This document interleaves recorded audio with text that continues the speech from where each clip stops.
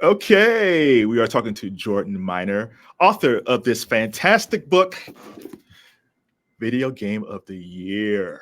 Ooh, Yep. look at the colors in the back, so glossy. So cool. I got my whole I spread of them I behind me. know, I know. So how you doing today, sir? I'm doing good. It's cool that I'm still talking about the book. It's been a few weeks now, but I'm glad people are still interested in it. I'm glad I can still keep talking about it. So Before we started talking, you had just went on your honeymoon. Congratulations. thank you. And you went to Italy and Greece. Yep. If people are traveling, because we're a semi little traveling show, where should they go? What places should they go in Italy and Greece? Ooh, well, I mean, it depends what they want to do. When we were in Milan, we were doing a lot of like clothes shopping. That was kind of the thing to do there. Um, in Crete, we were in a place called Hania. I think I'm probably saying it wrong, but it's kind of like a boardwalk almost. It's like really on the water, and there's a lot of great restaurants kind of on the water, and a lot of like outdoor shops and stuff too. And then in Santorini is when we end up doing more of the like going on boat tours, and we saw like a play, like a musical kind of thing where you're like in a Greek wedding and we were like smashing plates and stuff. So that's where we did more like activities, I guess. What was the clothes like? You said that you did that in Italy. What was the fashion like there? I was just wearing stuff I could wear on the beach, just kind of stuff with like prints and stuff on it. I spent a lot of money on a leather jacket because we're celebrating. We're out here in Milan, so that was the splurge. That's fantastic. So if people say, "Hey man, talk about the video games," fine, we'll get into the games. You don't care Enough of about the honeymoon talk. Who cares about that? Your book is fantastic. Now, Thank full you. disclosure, I probably stopped playing video games and Mike Tyson Punch Out. That was a great game. That's a great place to stop. Wonderful game to stop at. I had my trusty Atari 2600. I did get the updated one with the collections in it a couple years ago, which was fantastic. So I'm almost doing this for people who don't know video games. There's a lot of people that's probably watching, oh, I know this stuff. But there's a lot of people who don't know the evolution of games. They might have been like me, who used to go to the arcades and had maybe a Nintendo and Atari 2600, and it kind of stopped as they got older. So it was almost like we're going to go on a time traveling tour of video games. Yeah, and that was totally my intention in the book, to write it in such a way that even people who have been disconnected for years and years, that they could read this and then they could recognize some stuff, but then stuff that they may not have heard of or maybe kind of forgotten, to get up to speed on like basically the entire history of video games. Right. So when I was doing some research, I said, well, let me see what people are saying are the top video games of all time. And there was two games that came up quite often. The first game always popped up in the top three. And even you said is a perfect video game, and that's Tetris. Yes. Tell me why Tetris that came out in '84, I think. Why is that a perfect game? It's a foundational puzzle game. It's a game that's just about kind of creating, like, taking all this chaos, all these different blocks, and then just in your mind figuring out the correct path to get them to all be uniform and all fit together, and seeing those pathways to get there. So when I say perfect, I almost mean it in like a mathematical sense of trying to just find the answer to the problem. And that's kind of games as a whole, is presenting you with problems and you as a player trying to figure out a solution. So I think Tetris is a really great kind of pure distillation of that.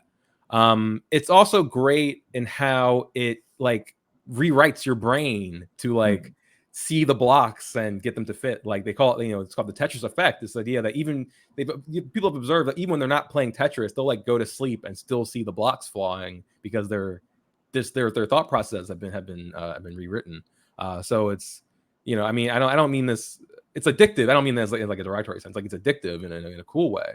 And also just the backstory behind it is fascinating. The fact that it was made in the Soviet Union and all these kind of Cold War kind of spycraft elements to the way it came over to the West is really interesting. The fact that it was on the original Game Boy, that it's tied with just the idea of handheld gaming becoming huge, and that leads to mobile gaming and stuff like that. So yeah, it's just a really important game kind of across the board, and it's fantastic. It almost sounds like a movie with all the different. I mean, there was a movie. Yeah. Which movie was that?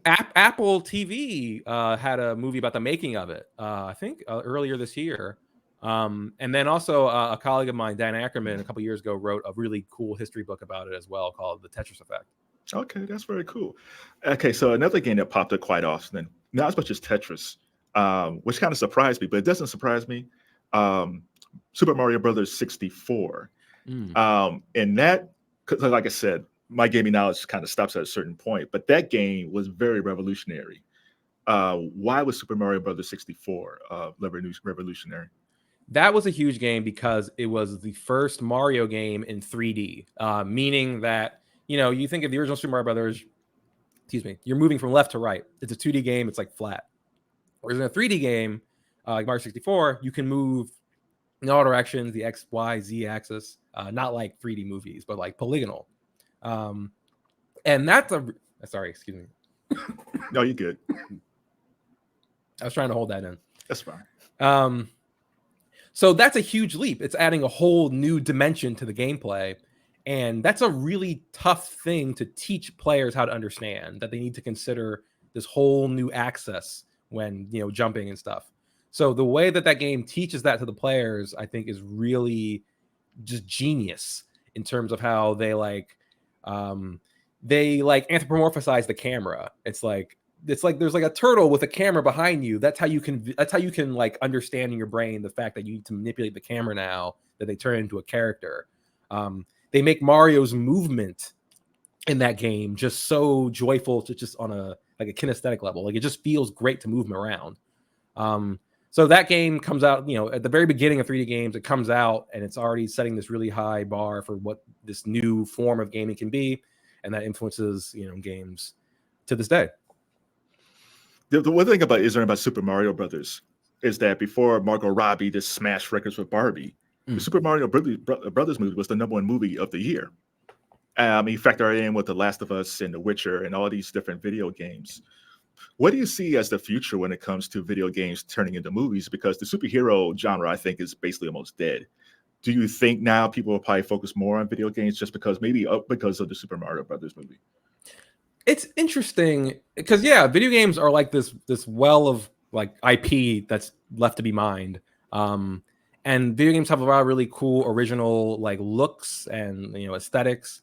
But I think something that's kind of interesting is that a lot of video games are in like rip-off movies, like, because video games, what makes them stand out is their gameplay, and so they're allowed to sort of take kind of aesthetic elements from movies and not feel like and still feel like a new thing. But when you turn that into a movie, you lose that differentiator, and then you just kind of see more how it's like these other movies you may have seen. But there, again, something like Mario though is very original just in how it looks too. So there's still plenty of games I do think have something to offer in these adaptations. But that is, I think, a hurdle. What video game you think would be a good movie? I think you can make anything a good movie if you just kind of have like a smart approach to it. I like that Gran Turismo movie that just came out because they made it about the guy who became a real race car driver from playing the game. I thought that was a really smart way to adapt those games. But I'm a sucker for fighting games. I think a lot of those games have really wacky storylines and characters that can make cool movies. That first Mortal Kombat movie I think was all right. That old Street Fighter movie was okay. I really enjoy Tekken because so much of the backstory is about like, it's almost like Succession. It's about people's like parents owning companies and stuff, and then they get into these big martial arts fights. So I would personally look at fighting games. Listen up, HBO. Succession is over. You need more content. Yes. Look at Tekken. Look at Tekken. What if Kendall Roy could turn into the devil and was like a karate master? That is Kazuya Mishima. I would watch that. That would be amazing. Just bring back the whole cast and just switch it up. Yep, exactly. Let's talk about Grand Theft Auto Vice City. I never played it. I never played the Grand Theft Auto games, but I'm always fascinated by it because I watched Miami Vice as a kid. It's like, oh yeah, this is what I'm at. This is what I'm in. Drug dealing, shootings. That's my life right there. Yes. But as far as like that game is interesting to me because that was like the third version of that game. I guess it's a little bit just a different type of question.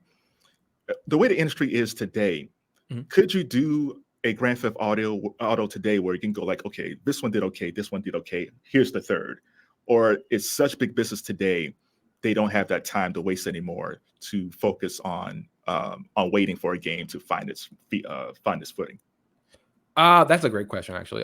Yeah, the games today just take so long to make, and they are just so much more expensive now, and the companies just need them to be a huge hit to like justify their entire existence.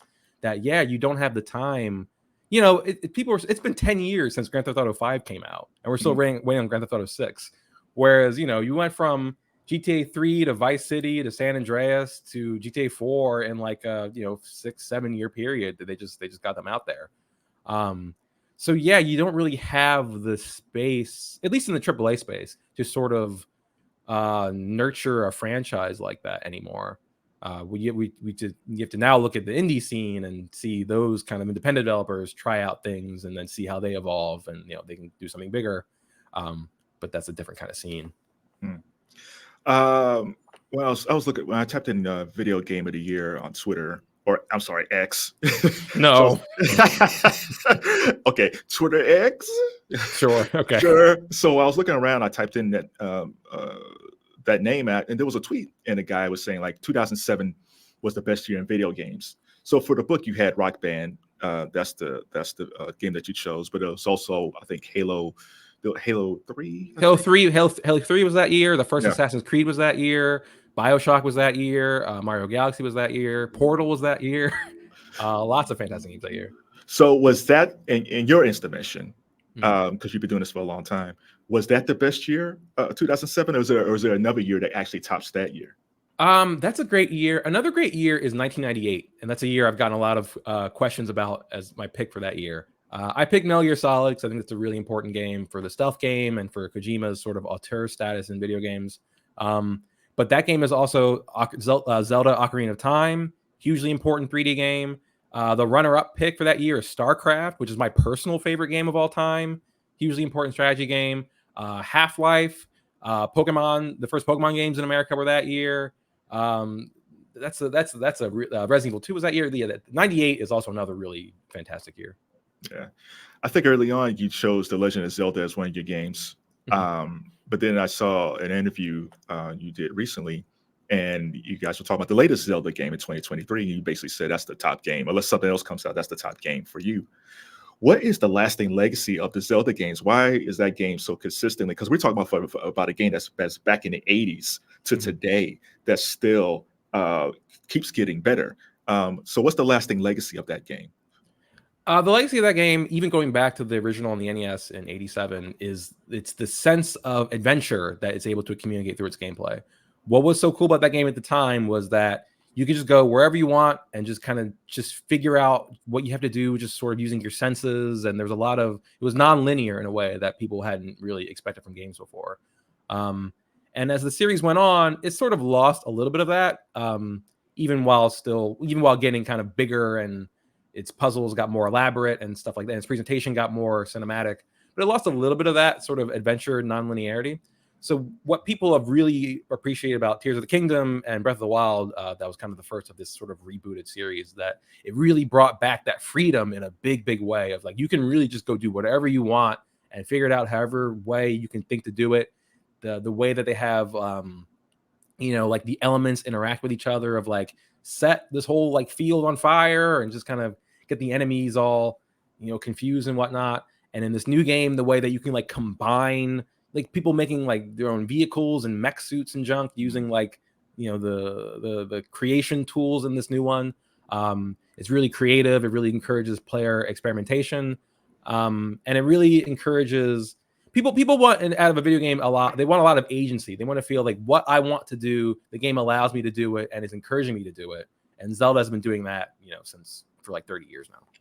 So when you have a game like that, how long does it actually take from the original conception of it to the finished product? How long does that take? Like on the behind the scenes on, you mean? Yeah. It depends on the scale of the game. They announced Tears of the Kingdom in 2019, and I'm sure they've been working on it before they had announced it. And Tears of the Kingdom's a unique case in that it's building on the work that they had done for Breath of the Wild. It's using a lot of the same technology.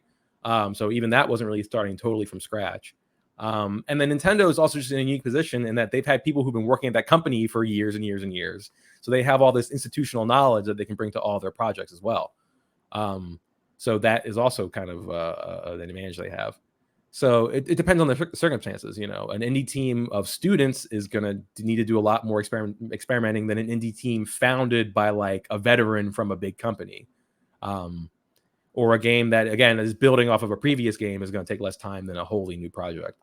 But these days, games are getting just longer and longer and longer to make. And I actually think that's kind of a problem. Why is it a problem? Because again, it makes them more expensive, and it makes the whole situation more desperate, where they really needed to do really well to justify all that time they spent on it. And it just I think it can stifle creativity a little bit. It means that they have to make it kind of more like broad, like make it as broad as possible to make sure that it hits. And it leaves them also a little less nimble. I think we just had Starfield come out, and that's a game that's been in the works for years and years. And you can see in that game where they were taking influence from games that came out, like No Man's Sky came out in 2016. And you can see the influence of that game in Starfield. And you can see, like, you know, when that game came out years ago, they're like, oh, we should look at this and put this in our game. But now it's been so long since that game came out that it makes Starfield a little dated in that sense. Do you think, just like how people sometimes go back to vinyl records, have you found in your just as a journalist, have you found like maybe younger players actually go back to older games because they're a lot simpler, or they just really fully immersed into the 3D live action type feel of the games today? I think it's a mix of both. It depends on just how interested they are in gaming as a whole.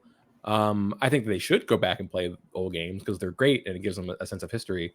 And I think also, to an extent, companies have been good at recognizing old games that are in their catalog that should have a new audience and kind of putting them out there again.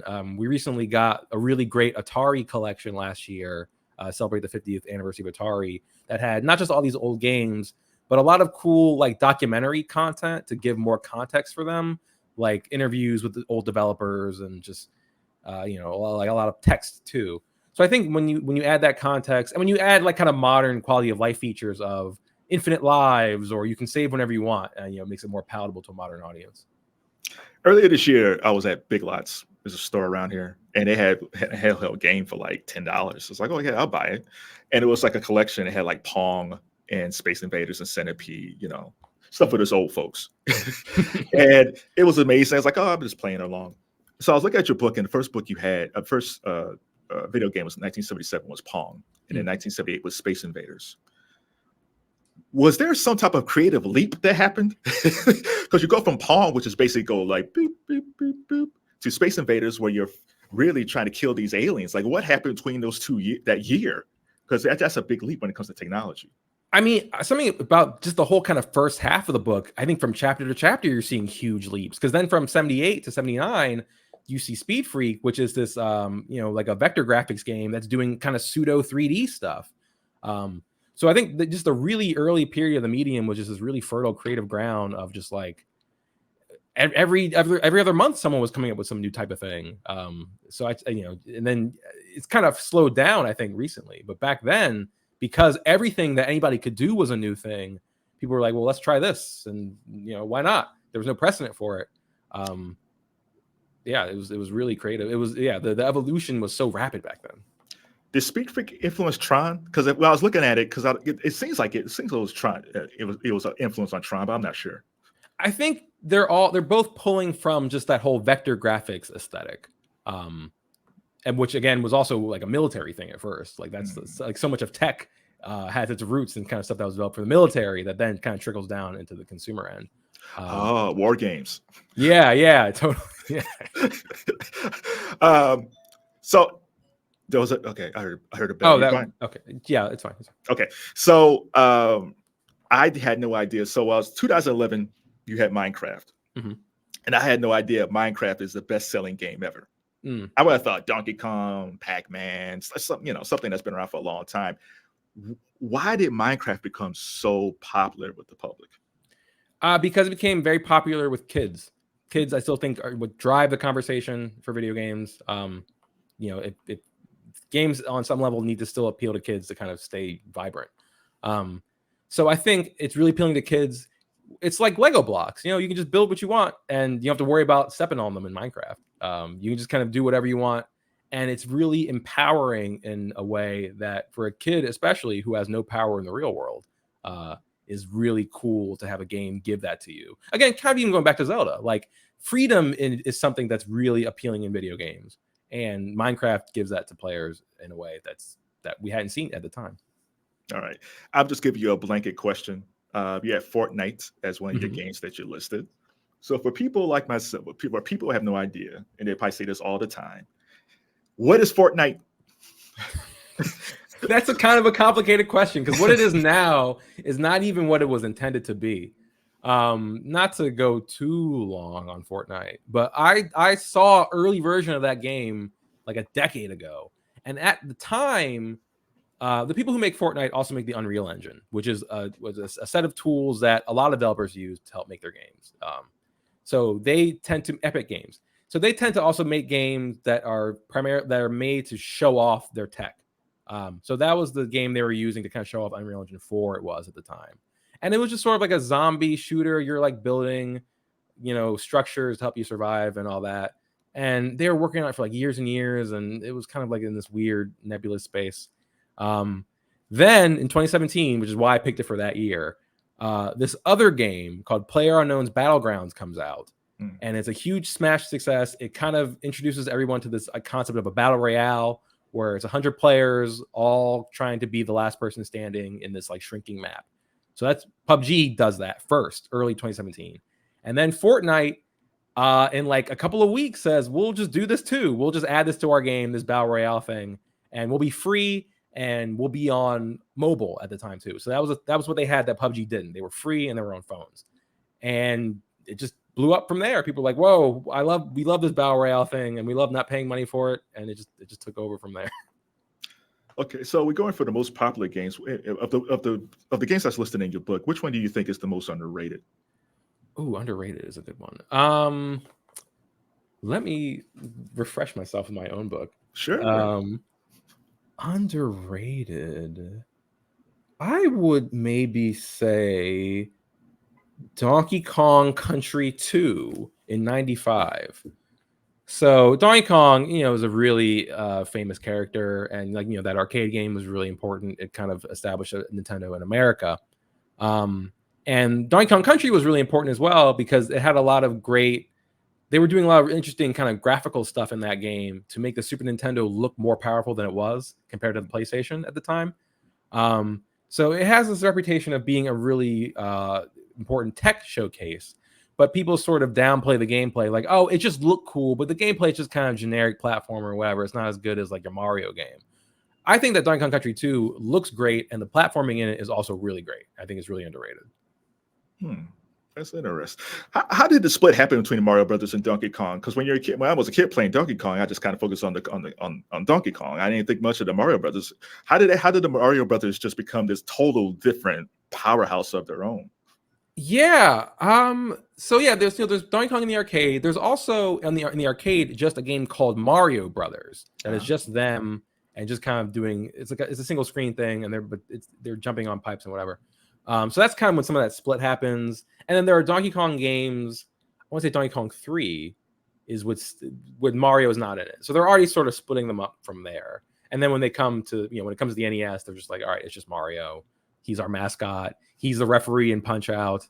And so Donkey Kong Country was interesting that was them trying to bring Donkey Kong back. He went out. He went to Milan and he said, "Yeah, yeah, exactly." That was kind of his comeback, was Donkey Kong Country. How many games have there been? Many Donkey Kong games since then? There was the 3 Donkey Kong Country games. There was Donkey Kong 64. There was Donkey Kong Jungle Beat, another underrated game that's not in the book. That was a game that they gave you a pair of bongo drums, and that's how you control the game. I love that game. They did 2 more country games. They did one on the Wii and one on the Wii U. And right now, there's rumors that they're working on another big one to be on their next console, but that's just a rumor right now. Speaking of consoles, let's give a moment of silence to the Nintendo Switch. You wrote a column about it. It's your favorite console. They're getting rid of it. What are you going to do?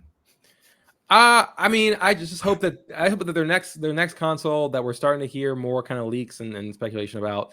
The number one thing that console needs to do is, well, two things. It needs to be like the Switch. It needs to be a handheld that also goes into a TV, because that form factor is just perfect. It's what they need. It unifies all of their history of doing handhelds and consoles. Just do it one thing. People love that concept, so keep it. Also, people love the Switch, and it has a gigantic library of great games. Just have it so people can play all those old games on this new thing. Don't cut them off. Don't make everyone reset. They got to bring all that stuff over. So as long as they do that, I'll be happy. All right, see that? I want you happy again, because I can feel the sadness when you was writing that. Right? Yeah, because like they might not do it, and that'll be such a boneheaded move if they cut off that millions and millions of people have a Switch and have bought these games. You don't want to burn them by saying, all right, you got to rebuy everything all over again, start from scratch. Right. Horrible move. Let's talk about virtual reality and artificial intelligence. Sure. I felt like last year we heard a lot about virtual reality, and we don't hear about it as much. Has there been a bigger push in virtual reality in gaming this year, or is it just they're still kind of finding their way? I mean, we've recently had the PSVR 2 for PlayStation 5, and that is a really powerful VR headset compared to the other PlayStation VR headsets and some of the other stuff like the Oculus Quest. That is not the rule of thumb with VR headsets is that if you have to plug it into another thing, it's going to be way more powerful as opposed to one that's like mobile only. So that came out recently, and that was really powerful. But we're not seeing as much just support for it. We're not seeing as many games for it. And that kind of becomes this loop of, well, there's no games for it, then people aren't buying it, and people aren't buying it, then there's no reason to make games for it. So I feel I think that there was a push even like years and years ago. There was more of a push than what we're seeing now. I personally don't think that VR is going to be much more than like a niche product. Oh, really? Yeah, that's my opinion. Right.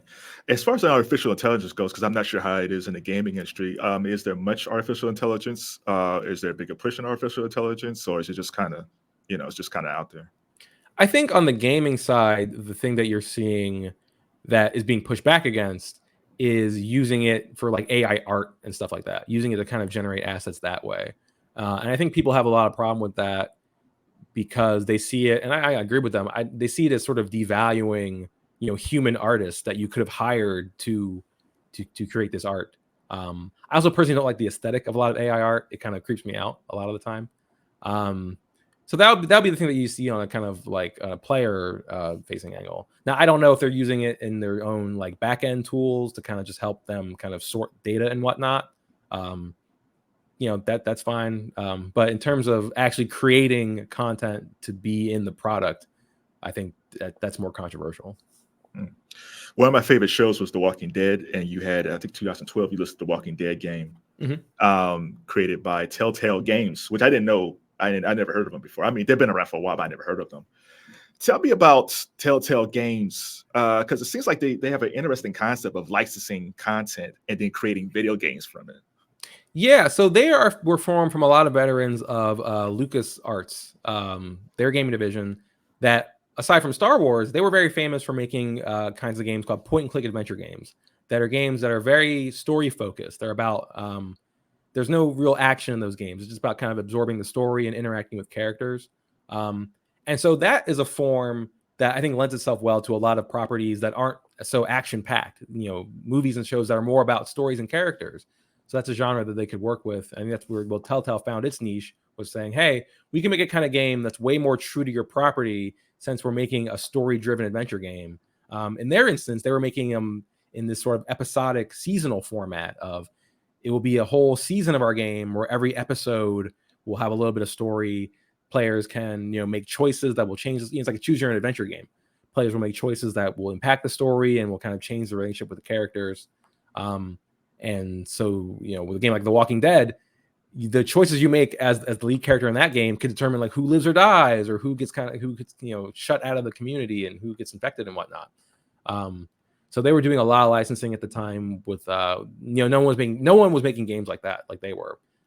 So they were doing all this sorts of licensing. But the real tragedy of them is that they were doing so much licensing and they were pumping out so much stuff that it just kind of became unsustainable, that they weren't getting enough back in to pay back all of their debts. Oh wow.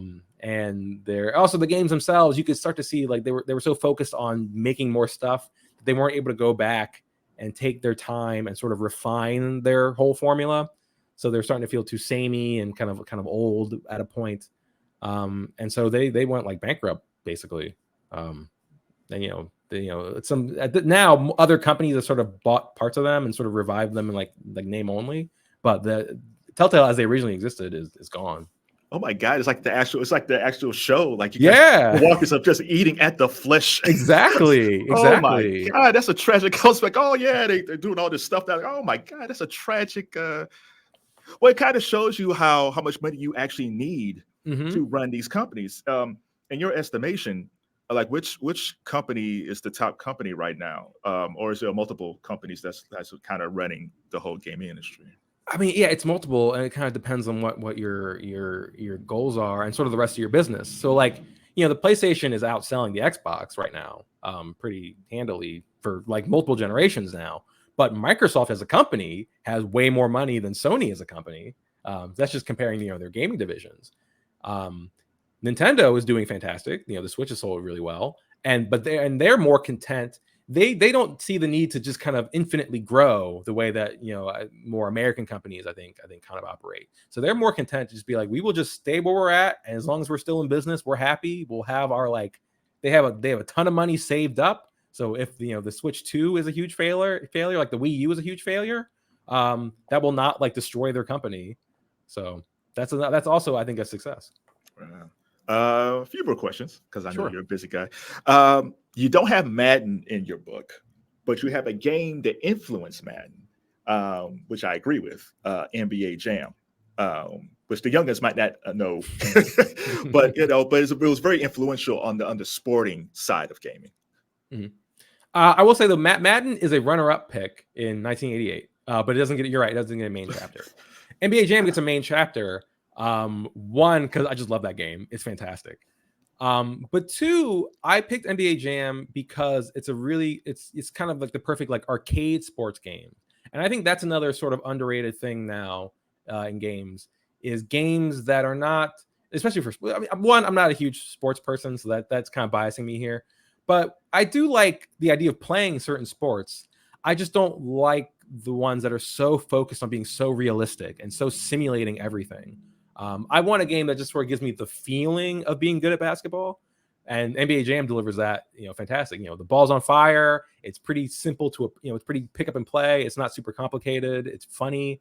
And I think that is appealing to people who don't play a lot of games, but who a lot of people, way more people probably watch and care about sports than will play games. So I think a game that's a little simpler and more emotional, like NBA Jam, is better for them than a really hardcore technical kind of simulation game. What did you learn about yourself when you were doing this research for the book? I learned that it was a lot. I was surprised that for me, it ended up being a lot easier to write about older games. A lot of games that came out before I was even born than some of this newer stuff. And I will say that's because with the older games, we've had so much time and hindsight now to look back and know that they're important and see how they're important and see how they influence new games. Whereas with some of the new games, I was trying to just predict games that I think, they're all games I like and I think are good, but I'm only able to predict that they'll be important into the future. I can't say that for sure. Whereas with some of these old games, it's no, this is definitely one of the most important games of all time. Let's talk about you for a second. You went to school to study journalism. You wanted to be a gaming journalist. Yes. But I don't think they probably had a gaming journalist major. No, they did not. So how did you piece one together, or you just went straight journalism and you just kind of threw in gaming as you went along? It was like that. I went to Northwestern. I went to the Medill School of Journalism, which is a very good journalism school. And I had to do all sorts of stuff. I had to just interview people on the street and cover city council meetings and do lots of really boring, serious journalism that I personally didn't care about. But, it's really good training. It's really good to be just a well-rounded writer. So I definitely appreciate that. I got to meet a lot of really cool people who now who are now themselves very serious journalists, like CNN and places. So, but what I would always try to do for like my like kind of capstone projects, I would always try to, whenever there was an opportunity to write about games, I would always try to take it. So, in my at a magazine writing class where I wrote a big story about all the independent developers in Chicago, which is where the school is. And that feature turned out great. I sold that feature to Kotaku. I recently, it was 10 years ago that story came out, and that was kind of my big freelance story. And I wrote that in school. School is also where I got my internship at PC Mag, and that's where I work at now. So that's how that all worked out. So how does that work when video games come in? Because I know you guys get, it's kind of like if you're reviewing music, you get all this music coming in your review. How does that work? Do you guys just get all these games coming in? It's like, what are we gonna do with all these games? So how does the choices go to review a game for online? Yeah, it's like that. I mean, I'm fortunate that I'm on a team full of people who were all pretty passionate about games, and we all have our own kind of distinct passions as well. So a game that I might not care about, somebody else on my team might care about. So yeah, we just kind of coordinate amongst ourselves of like, all right, here's the stuff coming out. Who wants this? Who would be interested in this? And we're typically able to find, at least out of the big stuff, a home for everything. So I just reviewed Mortal Kombat 1 because I really wanted to review that game. Whereas we have somebody else on our team reviewing, other big stuff came out this year, like Assassin's Creed Mirage. And, again, I didn't review Starfield and Baldur's Gate. Those are not kind of my kinds of games, but people who did and had, what they had to say about them. What do you think about the Mortal Kombat game? I loved it. I think it's really great. Those games recently have done a great job of having like story modes in a fighting game. They kind of like let you act out this kind of big movie. So that's been great for a while. But the actual fighting itself, I thought, has been just sort of like good, but not like the greatest kind of fighting in the world. But this new one, the fighting is so good. They added way more. Like my favorite thing to do in a video game is to hit somebody up into the air, jump up, and then keep hitting them like in a fighting game. And they added that sort of aerial element to the game. They added kind of tag team stuff, like it's like a Marvel vs. Capcom game. So I just love the feel of it in this one for the first time, really, like in a Mortal Kombat game. One person we have to talk about is Ren McDonald, the illustrator of this book. Yes. He kind of my uncle is a graphic designer, so he kind of draws like him a little bit. So I kind of like, oh, this is like bright and colorful. How did you guys come together for him to help you illustrate your book? Sure. So the publisher Abrams, they're really great in general about doing books with really good visual components. So they presented me with a list of illustrators to choose from that they thought they could get, and Ren was my top pick, like by far. I loved his art because what we were going for, we wanted a style that could work as well for old games as well for new ones and sort of unify them across the decades. And I thought his style did a great job of doing that. I loved that we ended up also doing a mix of scenes where the characters are in the game, but also scenes where the characters are playing the game. And that lets you see illustrations of also like the consoles and the controllers too. And I thought that added more to kind of the nostalgia of seeing, games aren't just the games, but games are also the things that we're playing the games on. And also sort of like he added like period details of Beanie Babies in the 90s and stuff like that. So his art was stunning. It really blew me away. Great. So 1983, I was probably playing Pac-Man, having a good time. Pac-Man is Pac-Man. I don't know nothing about Dragon's Lair. However, I am a sucker for a love story. And could you briefly, it's in the book, the story about Dragon's Lair, Barcade, and your wife? Sure. So I'm on the apps. I'm messaging someone who I'm interested in, and we are gonna go on a first date. And we go to Barcade. I think Barcades are a cool venue to drink and talk. And I'm not shy about what I do and what I'm interested in. I gotta tell people up front, I'm a games journalist. If you don't like that, then it's not gonna work. So it's a way to kind of be upfront about that. Little friendly competition you could do there. And my now wife, during that first date, she is playing a game called Time Traveler, which is like Dragon's Lair in that it's a game where you are watching these scenes play out and you need to kind of like in a Simon Says kind of way, press the right button to kind of activate the right scene. So like in a game like Dragon's Lair, you're seeing the character walk on a bridge and the bridge collapses and like a rope drops down. So you need to press up like immediately so that he grabs the rope. Otherwise, he'll fall to his death. And so that's kind of, those aren't great games because they are just about memorization and they're a little unfair. And because it's just playing like these like really elaborate movies. You're not really controlling it. But it's still fun. And she was really good at it. And she got really far. She got farther than I ever seen anybody get in one of those games. And so I was really impressed by that. And so we got married. It's actually, to make this even cuter, today is her birthday. Oh. I don't know when this goes up, but as we're recording, it is her birthday. Oh, so what video game you go to buy her for her birthday? I got her actually earlier. She really likes Dance Dance Revolution, and I got her a little like pocket version of that game where you can kind of put your fingers on like the dance floor, as it were. So I got her that. There's nothing I like better than gamers in love. That's a beautiful thing.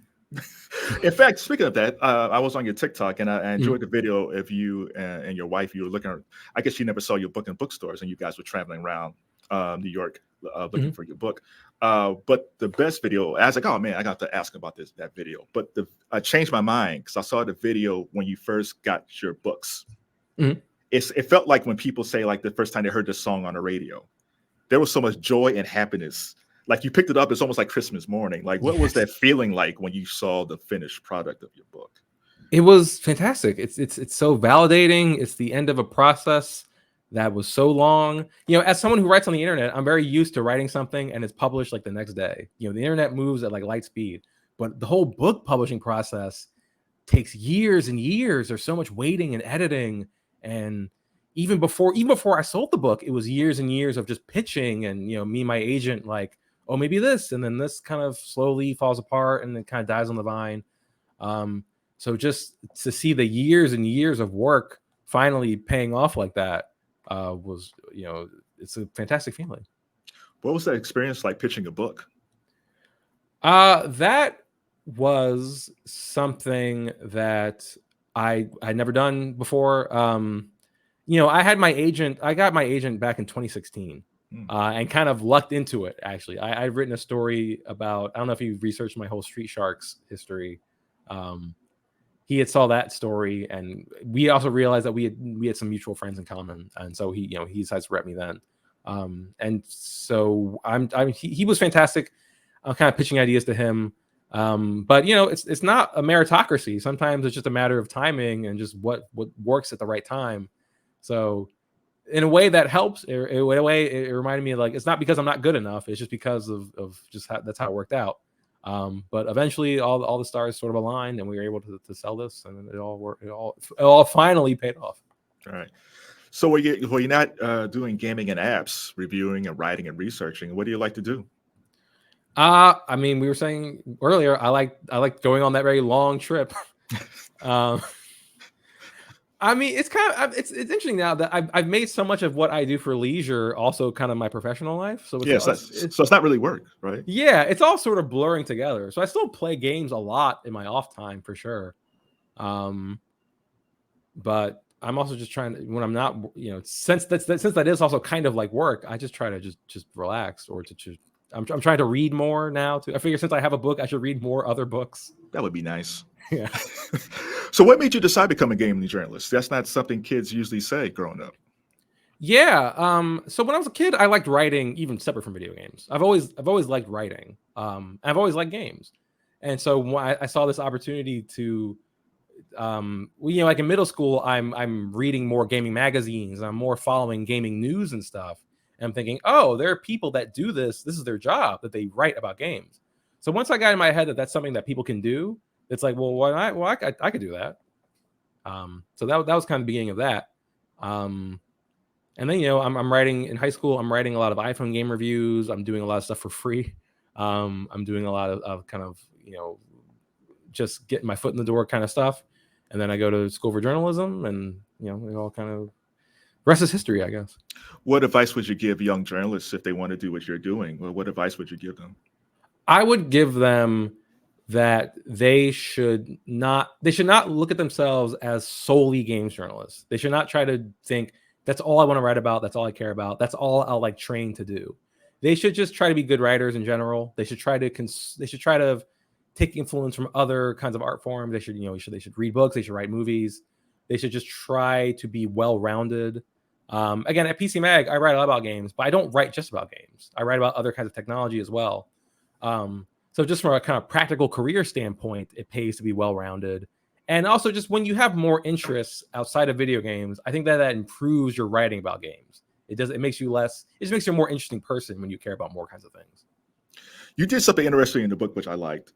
Because most people, when they write books, if it's best films or best music, it's kind of just their point of view. Mm-hmm. But you had yourself and a bunch of contributors. How did that evolve? Because usually people don't do that too often. Yeah, so that was an idea from the very beginning with myself and the publisher. That was something that we wanted from the very beginning. I wanted that because I want this book to be really comprehensive. I want this to be like the last book you need about video game history.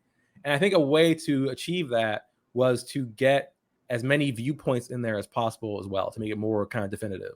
And to also, in cases where my opinion is a little lacking or a little kind of contrarian, to get like the other side.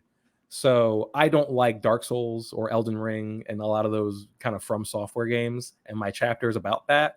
But it also has contributors who love those games, and they wrote essays defending it. And I think those are great essays, and they're correct too. Their opinion is no less important than mine. So it kind of gives the broader picture. It also, for me, it was really satisfying to highlight a diversity of voices. There's a lot of Black people in the book. I think that's really great.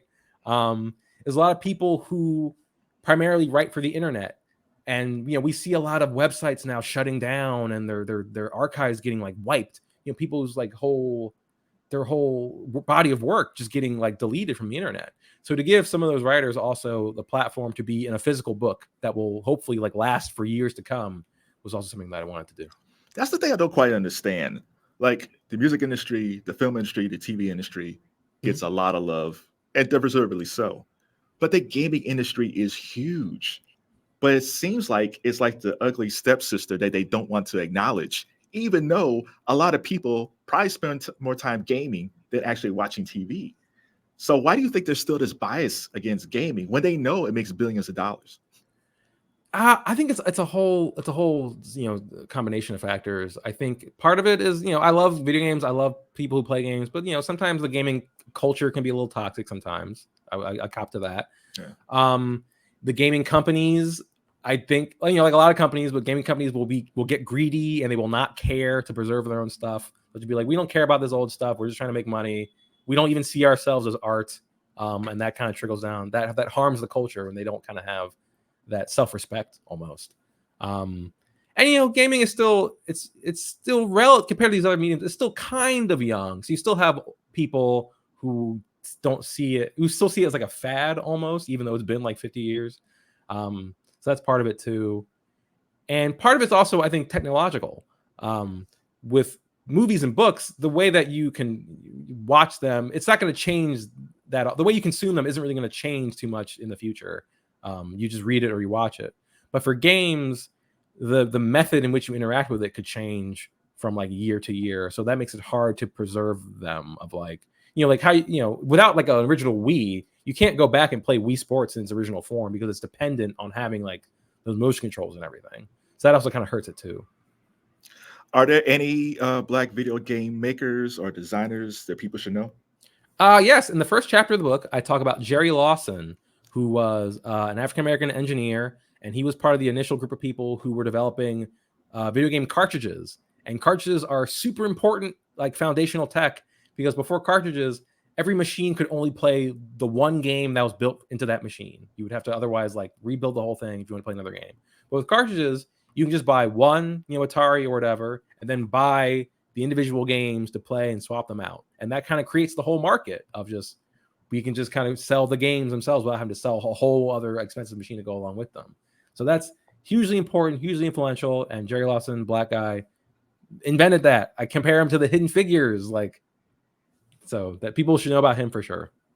Yeah, I kicked myself because I should have known about Jerry Lawson a long time ago. Me too. I didn't know about him. He passed away about 10 years ago, and that's when I learned about him. I felt so bad that it took that for me to learn about him. But better late than never.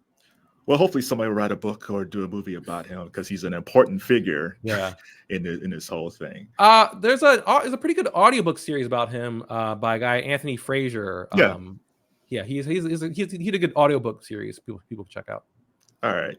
Before we go, so you can celebrate your wife's birthday, what is the most revolutionary video game of all time, or games? Yeah, I can give you a few. That's kind of hard. No, I can boil it down to one. Okay. I think it's probably like Super Mario Brothers. That game I compared it to Citizen Kane, and how it kind of explodes. Now wait a minute. I never put those two together, but let's ride with that. So go ahead. So Citizen Kane, not the first movie ever made, not even the first like good movie ever made. Right. But it really kind of explodes the idea of like what movies can be, and the way it uses cinematic language is just so out of nowhere and so modern feeling. Even watch that movie even today, it still feels kind of like a modern movie. So I think Super Mario Brothers was doing very similar things in how you're going. Before that, you're looking at these arcade games that are just like single screen experiences, and very kind of like rigid movement. Mario's jump in Donkey Kong is either he's jumping or he's not. It's very rigid like that. You look at that, you can go to Super Mario Brothers, you have these side-scrolling worlds that are just like, you keep going, the world keeps extending beyond you. His jump is so expressive, the way that the momentum and stuff in that game works, the way that it's using the levels to teach stuff to the player. Games can teach things to the player through gameplay. That's just something that games can do that like a board game can't do. You have to like read the instructions. Whereas in a game, you're walking forward, and just the way that objects are arranged on screen are like subtly telling you like, oh, jump on that or avoid that and stuff like that. So the way that it teaches stuff through the player through playing is brilliant. The way that it's the flagship NES game, and the NES as a console is saving the entire industry after it crashed in 82, 83. So without that game, there's no ongoing video game industry. And just Mario himself as this hugely important kind of mascot for the whole form. So all that stuff together, I think Super Mario Brothers, that's still the game. That's a good way to end this conversation. So Jordan Miner, why should we buy this wonderful book, Video Game of the Year? I think if you're someone who loves games, you will appreciate all the in-depth writing from across, all the years of it, and you'll probably recognize a lot of the contributors. It's a real who's who of games writers.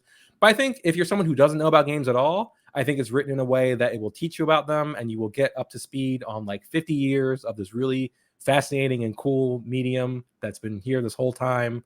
Even if you can't read, I think that the pictures alone are great. I want to get like posters of some of them. So I'm really happy with how it turned out, and I hope people enjoy it. Yeah, it looks really good. One last question. Sure. Forbes magazine had put out a tweet, and it was talking about Cyberpunk 2077 2.0, Yes. and he said it's the best trailer this year for a game. Have you tried the game, or have you seen the trailer? What do you think of the Cyberpunk 2077? I think I saw the trailer the other day, actually. Yeah. Well, Idris Elba's in it, so that's going to elevate it for sure. And that's a trailer actually for this kind of update to that game. So when that game came out 3 years ago, famously, it was really broken. It had a lot of problems, and people have been expecting that game for years and years. And so when it came out like that, there's a lot of disappointment. But they spent the past 3 years going back to it, fixing it, making it better. And then this new update is kind of the end of those updates. It's a whole big new story expansion of saying, this is the game as it is now, and check it out again. It's a lot better now. We've added Idris Elba to it. So we have him and Keanu Reeves.